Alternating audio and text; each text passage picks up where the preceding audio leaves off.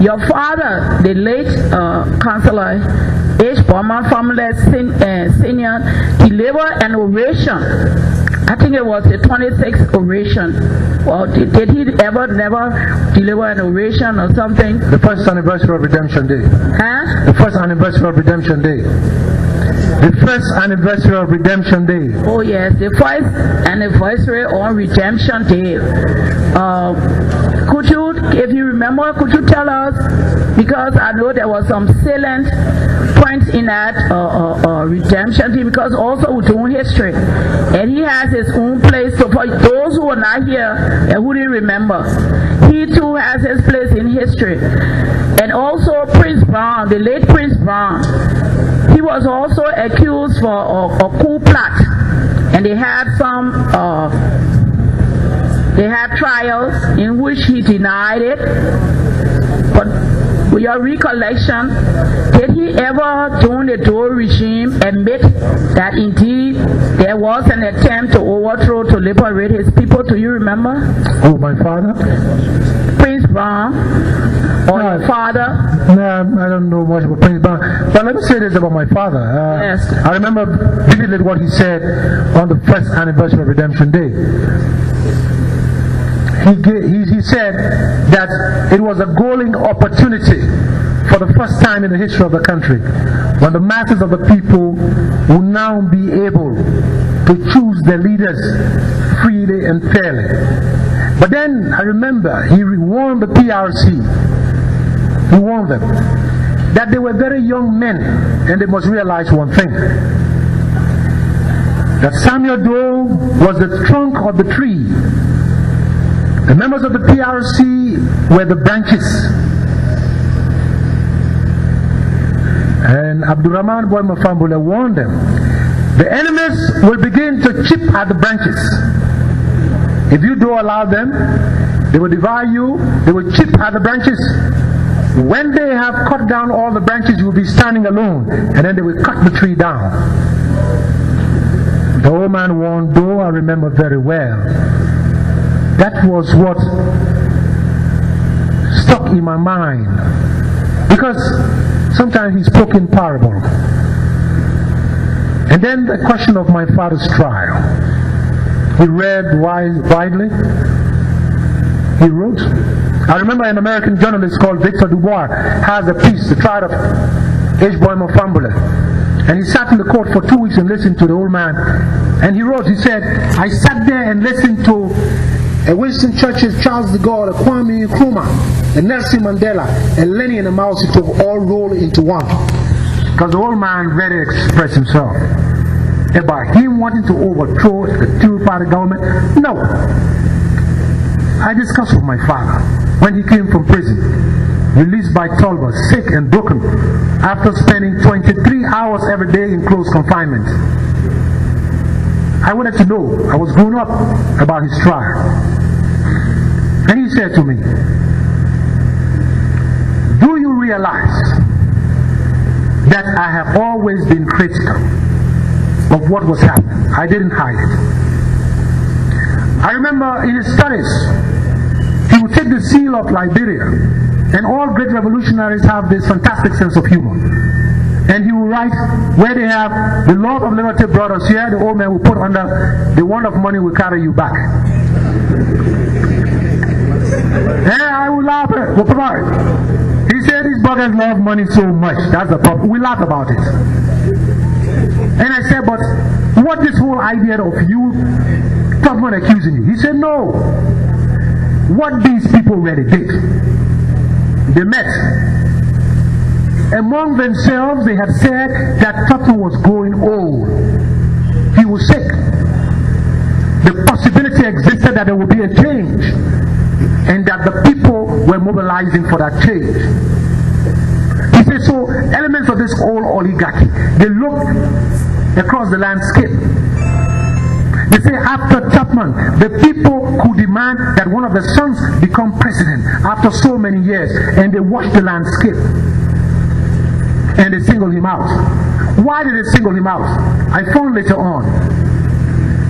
The journalist who wrote Mrs. Talbot's book, He died not so long ago. Gordon something, a British man. I ran into this man in London at the African Center. And he was talking about his long involvement with Liberia. How he knew Tubman or so. And then he made a slip. He said, he didn't know who I was. He said, there was a diplomat here in London, a young man. And that man was very critical of the oligarchy. In fact, I informed Tubman that man should be watched because he was dangerous. He said later on, of course, he was arrested from Nairobi. He was arrested in Nairobi, charged for treason. Sometime in politics one must have unlimited endurance. I sat there, I watched this man telling me that he had elected the regime, that my father, who was reading philosophy, very critical as all young men in London, he had told the government.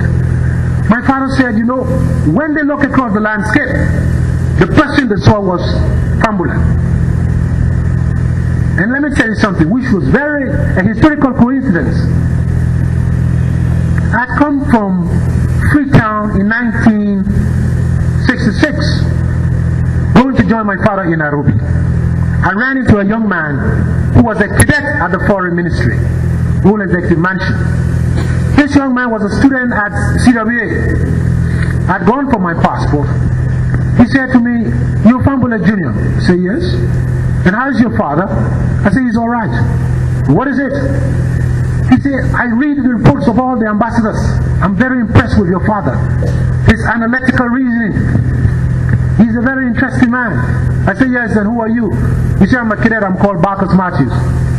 I said, "Thank you." This was 1966. Barcus Matthews. He was a young cadet at the Foreign Ministry down there. And so my father felt that these people had zeroed in on him. And in order to keep the people frightened, they were going to set an example of him.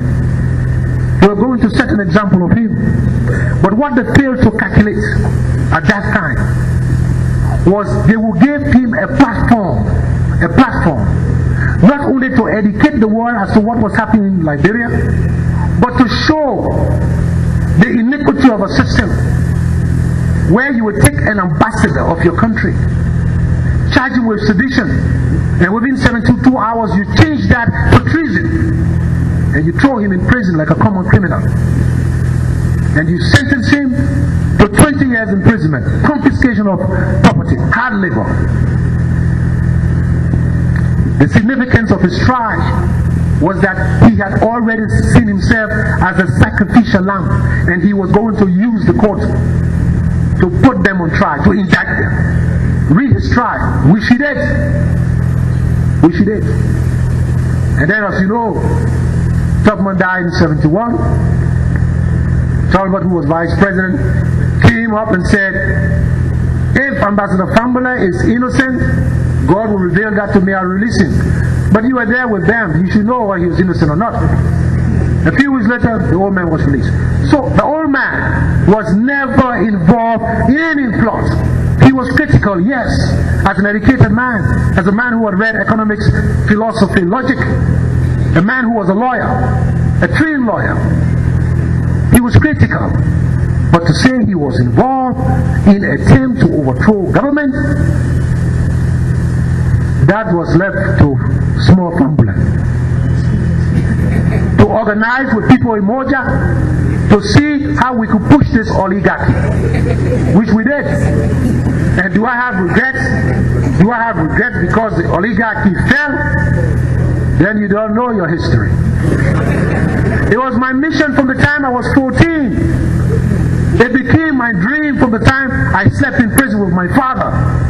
Cell 9, cell 11, it became my objective that these people had no reason to rule an African state in a continent searching for identity. And so, thank those who feel pity for the oligarchy, Write your history and sympathize with that oligarchy.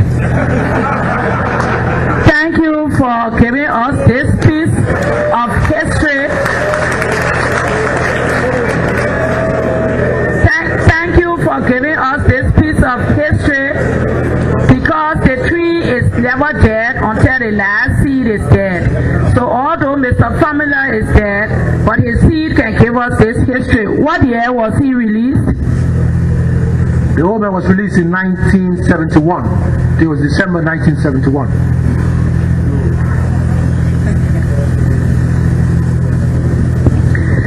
Thank you very much for participating in the TRC process, being a part of history as an actor, a visionary, a participant, and writing history. We hope that whenever we call upon you privately, you'll be able to fill in the blanks and help us. Thank you.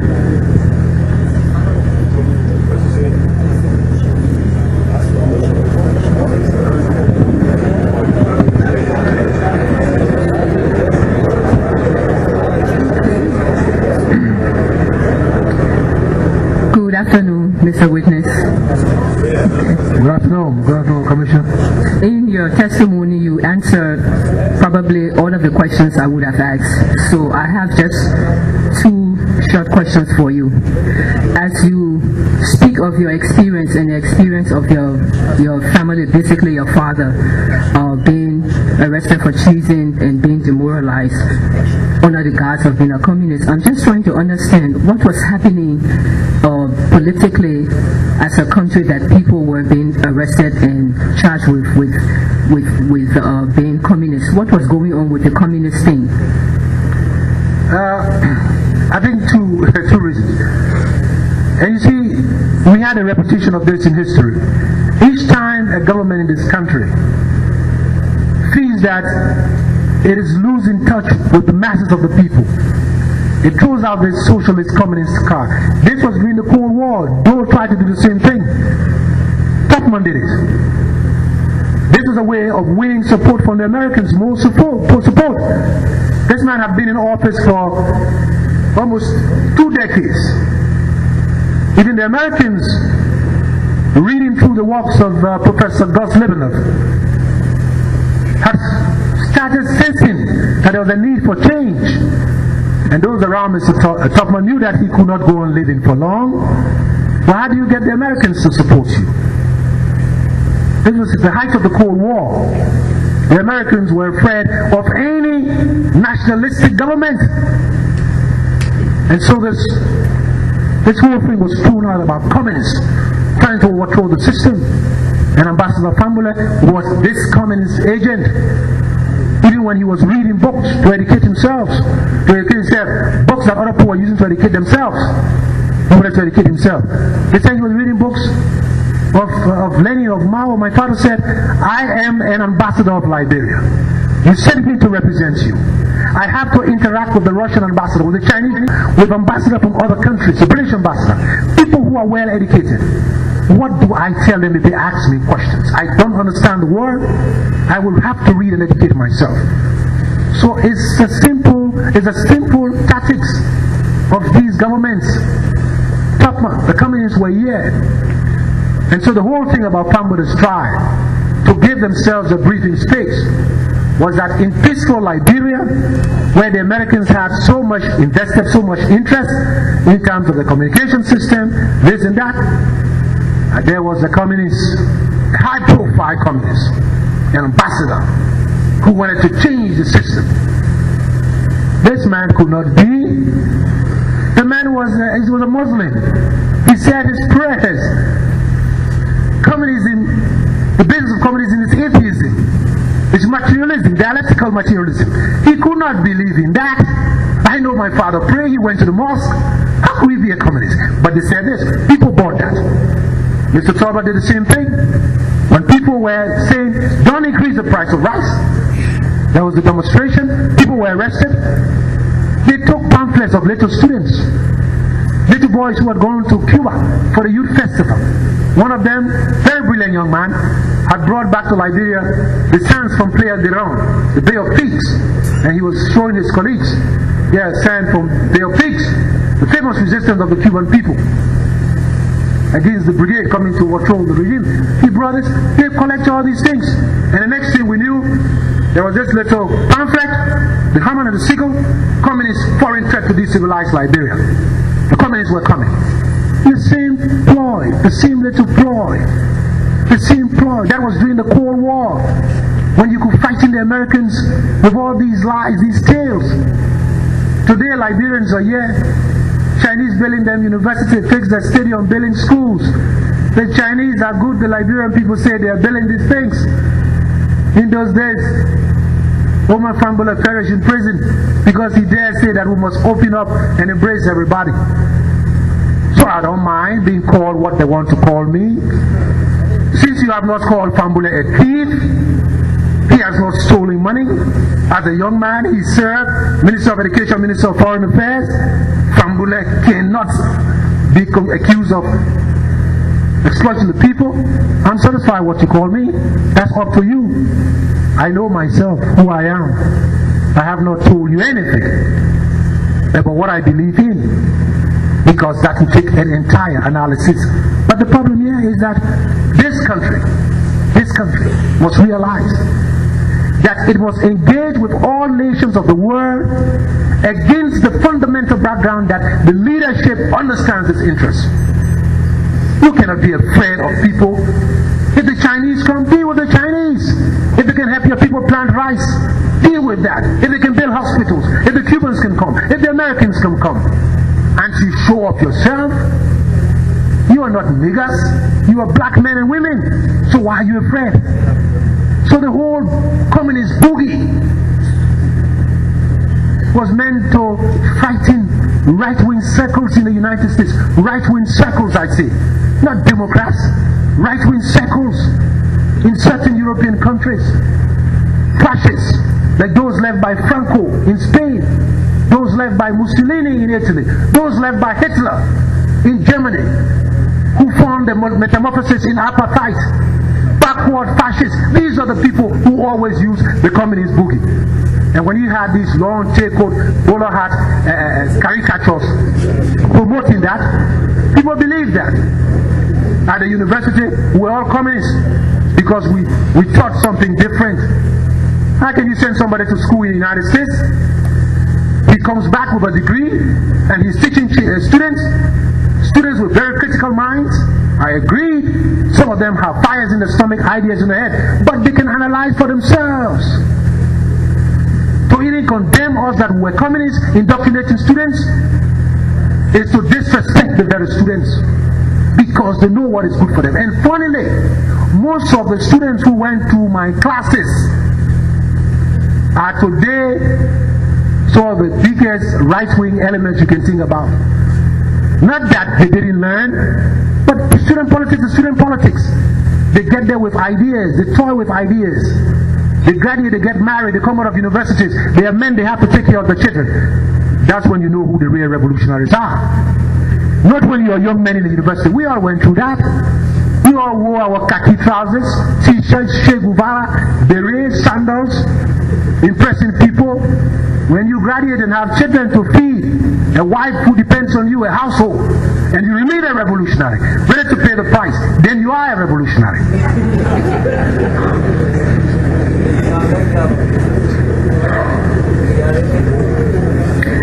Dr. Fahnbulleh, amongst several things, the TRC mandate has asked us to also recommend reforms of the various institutions, including judiciary. So my next question is aimed at actually trying to help us understand what has happened with certain systems and how probably when we get to the point of making reforms, we can be better informed as to how we can go about it. You were exposed early on to how brutal any political system can be. You were in prison at a very young age, between 18 to 19 years old, and then in later years as an adult. I would just like for you to share with us some of your experiences in prison. What were the conditions in prison? And whether in later years when you were in prison, whether anything changed? Well, put it this way, if you like, I had indoctrinated myself to believe that in the struggle in which I was involved, anything was possible. I realized that death was a certainty. It was a certainty. That's why when men wanted to fight and I believed in what they were doing, I decided I wanted to join them. The prison system was no different from prison anywhere. If it's horrible, I guess it depends on what you expected in prison.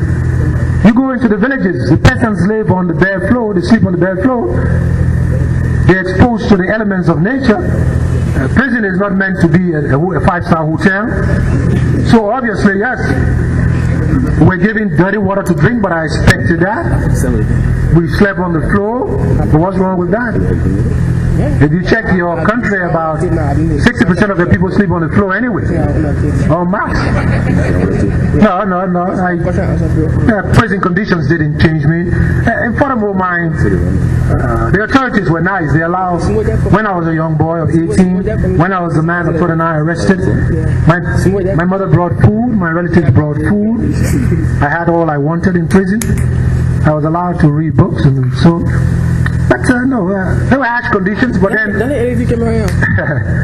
a brother in America, I remember I was talking to him one day about the Black Revolution in America. And he said, a brother of ours said something very interesting. Don't ever call yourself a revolutionary until you are willing to eat grass to survive. Until you are willing to eat grass to survive. So that stuck in my consciousness. At the central prison, I was put into 4B, around the mosquitoes and everything. We had standing room only. But then at night, the brothers, respect for the university teacher, managed to get a cardboard. And they opened up the cardboard and put it down and said, Doc, you must sleep. I said, no. I cannot sleep, we must all stand up. So the cardboard will be for all of us. So we stood up, talking to ourselves, enjoying, anticipating what was in stock for us. Then I was transferred to the main prison on death row, and they had one of our militants right where the gallows was. His room was right before the gallows. And I would walk by him and look through. And I would say, the gallows are right behind you. That means we're all dead men. I said, but they will take you first, eh? So we laughed about it as young men. And you see, frankly, as young men then, especially we who came out of Moja, we were prepared for any sacrifice. We felt that they were going to kill us, they will kill us. We were not afraid. Frankly, there was nothing like fear in our bellies. All the time we stayed in prison. But then we're in the murder cell. We met some interesting people, talked to them about their experience.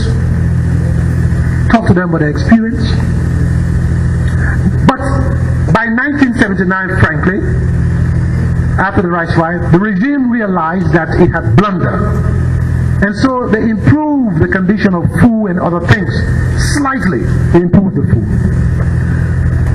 But come back to my arrest as an 18-year-old during my father's trial. I was in a room with 3 grown men. And this day they brought me outside. There was a son of the oligarchy who had brought in a servant. And all this servant had done, he had broken some plates. And they brought him to the prison. I was outside waiting for some relatives. I was a young man of 18, and that was my experience of the injustice of the system. And this young man, I know him, and I will not call his name until the time comes, said to the jailer, this man was disrespectful in the house, he broke some plates. My mother talked to him, he wanted to talk back. Gave him 25. In my presence, they beat this poor man. 25 lashes. I went back into the cell and told my father. My father said,